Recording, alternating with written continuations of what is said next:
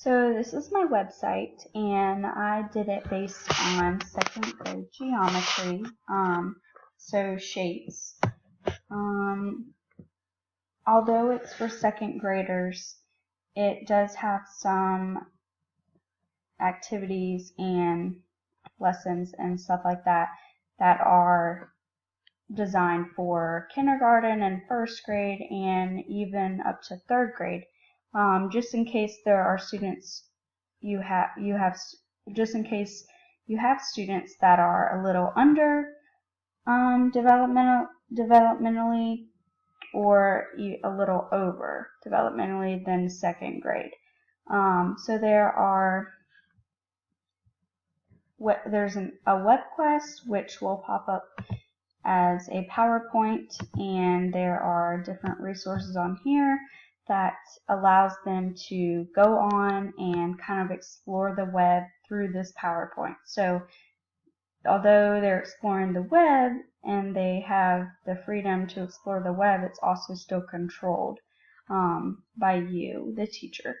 So there's like a drag and drop activity, an interactive shape hunt, and there's also a Q&A. So this web design is kind of based for after they have learned a little bit and they're able to put their knowledge to work. There's also a slide that shows different shapes and gives them the ability to click on these shapes, and it'll take them to these different pictures, and they'll ask how many rectangles, how many squares, how many triangles, circles can you find. It just kind of tests their knowledge a little bit. So this is not really teaching them about the shapes, but putting their knowledge to work. After the web quest, there's also a smartboard activity that can be used as a class.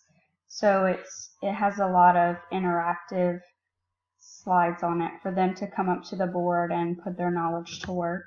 One of my web-based, on my resource file, one of my web-based sources is this magical shape hunt, and it allows them to go onto this shape hunt. You got it! Okay, now let's start hunting for shapes. And will you help me find my jewels that are shaped like okay. And it brings shapes down, and it allows them to test their knowledge as far as where the shape is and kind of putting their knowledge to work. So they have to move and catch it and make it correspond to the correct one that is talking about. So there's also a polygon song that I have that's kind of more so for like after you've taught them about some shapes, and this may be a little more developmentally for third graders or higher developmentally level second graders, because it does talk about pentagons and octagons, nonagons. So rather than just the basic square, triangle, circle, and rectangle, it also goes into different terminology as far as a square is a quadrilateral.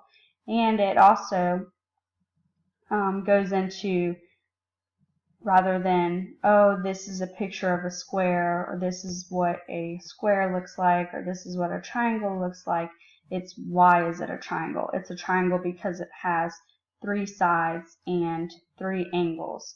So it is really catchy though, so it is something that they can use to just kind of play in the background as a reminder or something like that. 3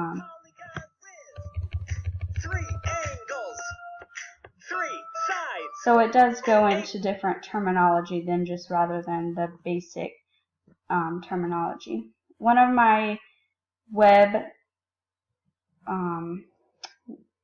sources is a question and answer type quiz. You can't see it right now because you have to have a subscription, but this is more to test their knowledge also. So you have to drag this picture or this word triangle to the picture of the triangle, and parallelogram to the picture of the parallelogram. And it's a quiz, so it tells them if they're wrong or they're right, and then you the teacher can see how they're doing and in more of a formal assessment. There are some lesson plans that tie in Word and Excel spreadsheet and kind of give them different ways to learn.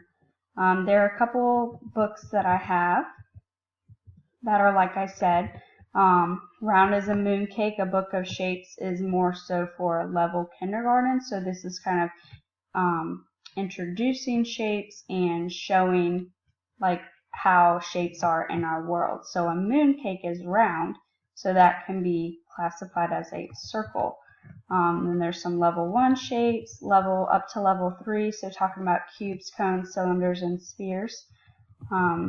So these books can be used to read to the class, maybe in the beginning to help introduce, or maybe as homework. You can send the book home, or you can have them check out the book from the library and then do some type of homework or something on it.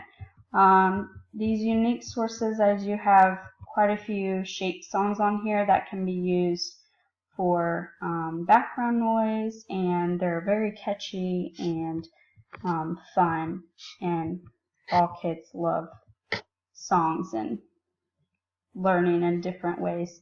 So that was basically all of my WebQuest, or my website. The end. Bye.